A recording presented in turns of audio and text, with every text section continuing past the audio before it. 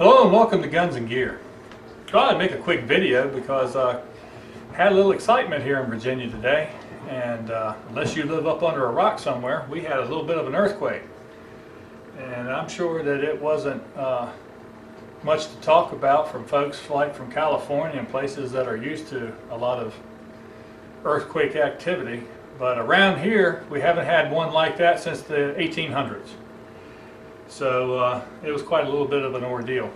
I came home from work and I had a whole bunch of messages, folks wondering how I was, which I really appreciate that. I really do. So I figured I would make a video and let y'all see, yeah, I'm okay.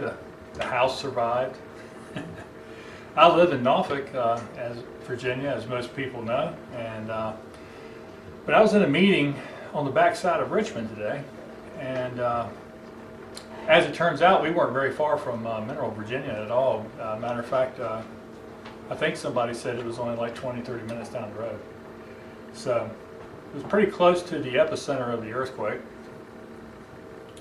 and we were sitting in a large meeting hall, and it started shaking, and everybody was looking at each other like, is that a train? It sounded like I guess a rumbling sound. And I thought, daggone, man, somebody must have ate lunch at Taco Bell. No. Actually, we really didn't know what to think. And it only lasted maybe 10-15 seconds, but it did shake the building really good. You could see the cars shaking. And, we all thought that was a big deal there. Even the feller that was standing there speaking had to grab onto something there because I think it might have knocked him off balance a little bit when he first started.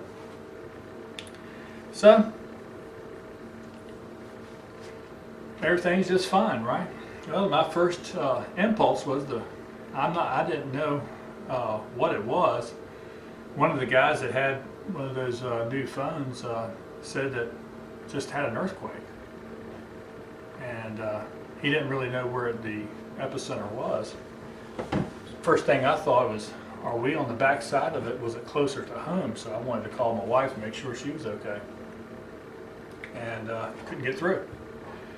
Because I had the same idea as millions of my friends. And we bogged down the cell phone system, the cell towers. So, and I don't know, I think maybe a cell tower or two might have been damaged, or at least the power to it was damaged because the signal just wasn't that good where it normally is. So we finished up our meeting. Didn't seem to affect us very much. Didn't really know that we were only minutes away from where the epicenter was. When I get into my vehicle to drive home, I turn on the radio, and man, I'm hearing about people clamoring in New York City and all up and down the northeastern seaboard. But the earthquake happened here, where I was. And then they started explaining that because the rocks in our faults are really hard, and so therefore the shock wave or whatever goes for a long distance. Unlike you folks in California, usually you feel it in that immediate area, and it really dissipates fast because the rock is crumbled up from all the activity. And I probably got that wrong, but that's my synopsis of what I was listening to on the radio. Well, it got me to thinking that this might be a good time to talk about stuff. I was going to make a video anyway. There's all kinds of folks that have kits, 72-hour emergency kits, bobs, bug out bags, whatever. And I am someone who also has a little kit that I have in my car, my truck that is, and one that I kind of sort of carry around with me. This one kind of supplements the one in the car. And I thought this would be a good time to talk about that stuff because, I could have got stuck in Richmond, okay? Outside of Richmond, heading back towards my home, there's some pretty good stretches of road there that there's not a whole lot of anything. right? So I could have found myself with the road messed up, the interstate messed up, and there's not very many ways to maneuver around in certain areas. Kind of basically, we got 64 and tunnels, and that's just about it. So I've always carried stuff in my truck just in case. Thought I'd go over a little bit of that with y'all right now. Now, first thing I'm going to talk about is guns, and I do have a concealed weapons permit, and I did have a gun with me. You know, I often advocate carrying a backup, but I got to admit that I don't always do that. But today I did happen to have two guns with me, and basically I had two primary carry guns with me.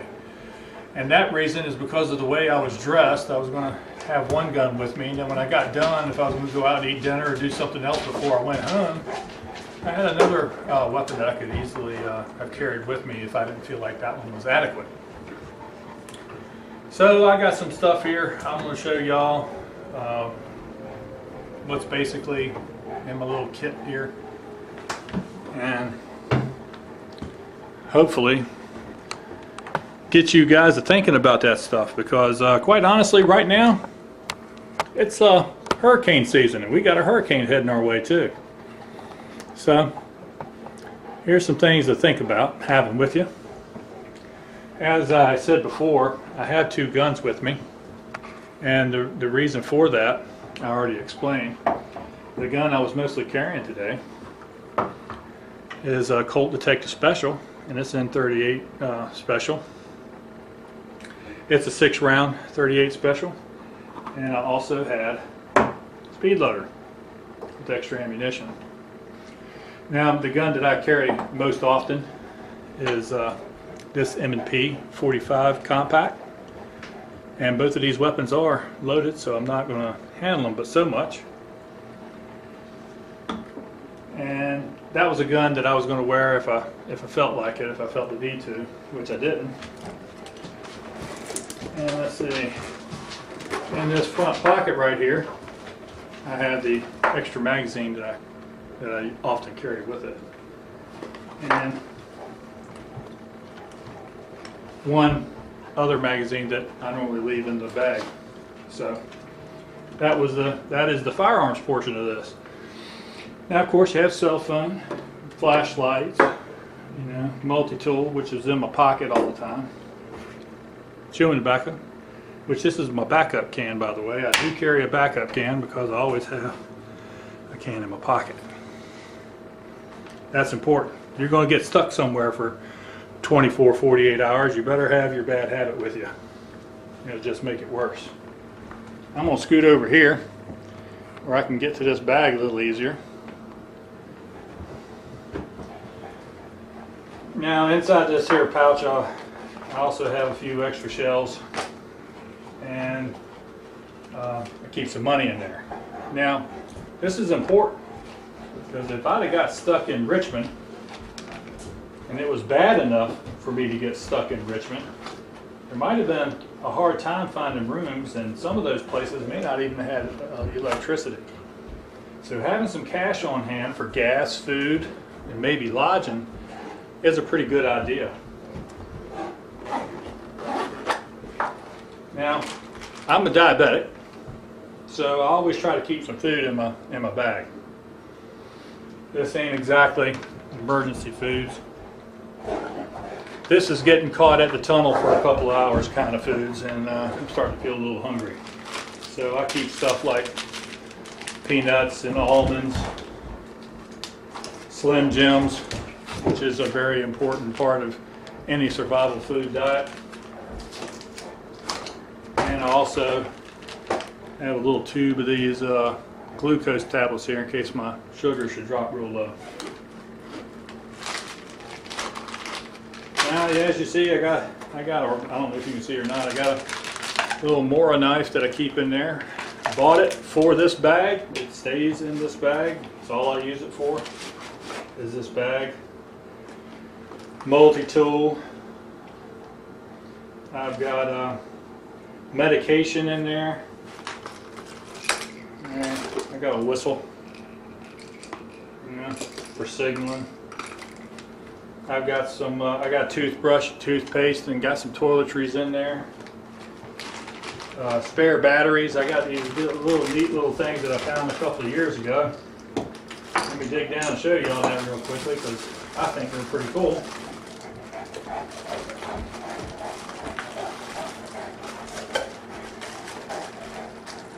These little deals right here hold your batteries, keeps them together, keeps them organized somewhat, and they make them at least in these 3 sizes. I don't know about anyone. This is the 1, 2, 3 batteries.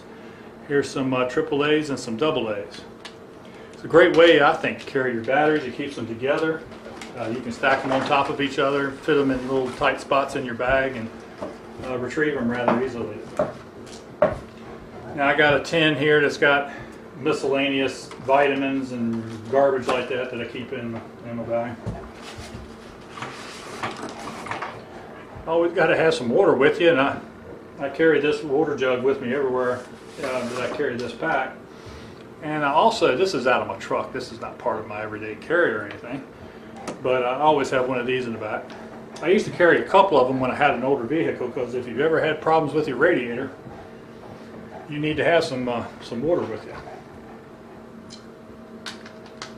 Now, I said I wasn't going to go through everything, and I'm not. I got another flashlight poking out here. This little thing right here, I don't know what you call this. Flash drive, that's what it is. Got it at a SHOT Show a couple years back. 2006, I think. Anyway, this flash drive right here, I really don't have very much on it, but what I did, I had my wife help me put on there, is my medical records, her medical records, medications and things like that we both take, and